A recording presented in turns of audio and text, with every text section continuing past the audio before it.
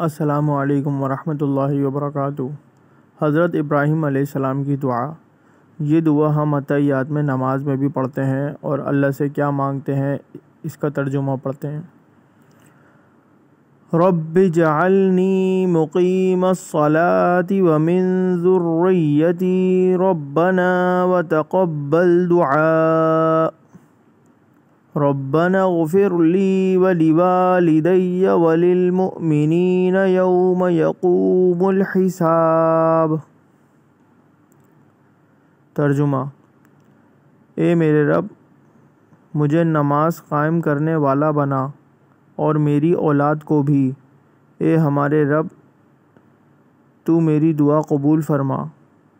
اے میرے رب، مجھے اور میرے والدین کو سب ایمان والوں کو اس دن بخش دینا جس دن حساب قائم ہوگا۔ حوالہ سورہ ابراہیم آیت نمبر 40-41۔